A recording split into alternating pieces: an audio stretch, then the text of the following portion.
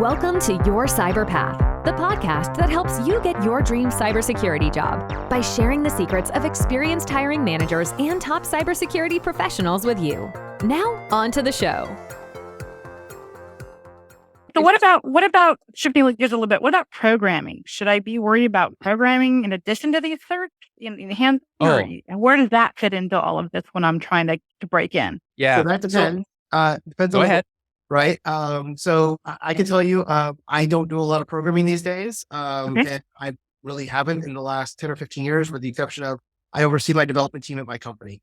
But I will tell you, the only role that really digs into programming a lot is a pen tester. Security analysts don't really do it as much. Maybe a little Python scripting here and there to help you go through logs, but most of these things now have such good single pane of glass tools that the front end interface, you could just query what you want, like things like Splunk and Elasticsearch and stuff like that. So it's not as important as it used to be. You don't have to be a computer science major to be a cybersecurity person. You don't have to be a math wizard to be a cybersecurity person. It's not like that. Most of the stuff that we do as cybersecurity people, especially at the entry and mid-level, is using tools and knowing how to operate those tools properly.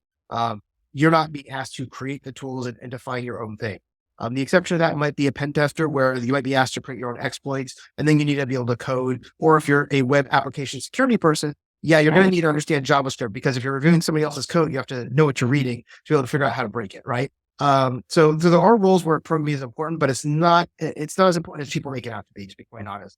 Kip, what are your thoughts? You look like you disagree. Well, so I just want to share a couple of things. One is that you will hear a lot of very militant, highly technical cybersecurity people say that Jason's as wrong as he can be. He couldn't be more wrong. And if you can't program, you suck and you don't belong. Don't buy into that. Okay.